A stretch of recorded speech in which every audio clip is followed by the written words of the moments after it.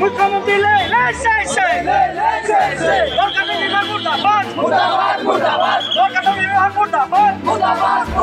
নীতিন গাডকাৰি মুৰ্দাবাদ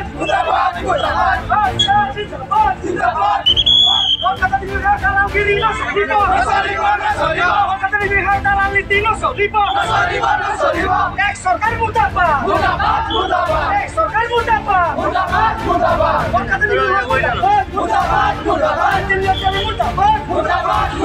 মুখ্যমন্ত্ৰী মুৰ্দাবাদ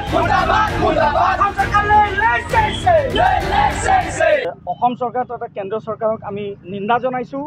আমি টোল গেটৰ টেক্সটো চৰকাৰৰ ৰাইট হয়, কিন্তু আমি দেখিব পাইছোঁ কিছুমান মানুহে এম্বুলেন্স নিলি পেলাই যদি সাধাৰণ এটা ভাড়া কৰি গাড়ী এখন নিয়ে তাতো কিন্তু টোল টেক্সৰ যিটো বুজা আৰু যিদিনাখন ৰিজাল্ট ওলাইছে 4 তাৰিখে টোল টেক্সৰ যি মাত্ৰা সেইটো বঢ়াই লোৱা হৈছে বুলি আমি গম পাইছোঁ।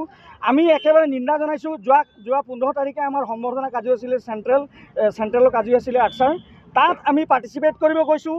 তাত আমি বাৰম্বাৰ ৰিকুৱেষ্ট কৰিছিলে আমাৰ গোলাঘাট জিলাৰ অন্তৰ্গত যিসকল ছাত্ৰ ছাত্ৰী আছে বা অসমৰ ছাত্ৰ ছাত্ৰী যিসকল আছে তেওঁলোকে বাৰম্বাৰ কৈছে যে আমি এটা সম্বৰ্ধনা অনুষ্ঠানত গৈছোঁ, আপোনালোকে আমাৰ টোল টেক্সটো অলপ ৰেহাই দিয়ক বুলি তেওঁলোকে ৰিকুৱেষ্ট কৰিছিলে। কিন্তু তেওঁলোকে টোল টেক্সৰ আশে পাশে যিখিনি পোহনীয়া গুণ্ডা বহি থৈছে অসম চৰকাৰ আৰু ভাৰত চৰকাৰে, সেই পোহনীয়া গুণ্ডাই আমাৰ ছাত্ৰ ছাত্ৰীক অপদস্থ কৰিছে, মাৰপিট কৰিছে। মাৰপিটৰ অবিহনেও তেওঁলোকে মানে এটা ষড়যন্ত্ৰ কৰিছিলে যে এই ল'ৰা ছোৱালীখিনিক মানে মাৰপিট কৰাৰ এটা ষড়যন্ত্ৰ চলাইছিলে। গতিকে আমি এই অসম চৰকাৰ ভাৰত চৰকাৰ নীতিন গাডকাৰী হেমন্ত বিশ্ব শৰ্মাক নিন্দা জনাইছোঁ যে আপোনালোকে টোল টেক্সৰ নামত যি চৰকাৰ চলাই আছে, মানুহৰ ওপৰত এটা বোজা দি আছে টেক্সৰ নামত, সেইখিনি কিন্তু বন্ধ হ'ব লাগে। আপোনালোকক আমি গাদীত দিছোঁ, কিন্তু 26ত আপোনালোকক দেখাই দিম যে প্ৰয়োজন হ'লে আমি কি কৰিব পাৰোঁ।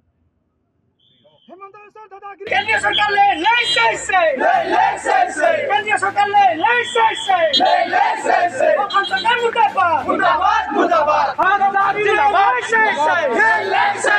মুখ্যমন্ত্ৰী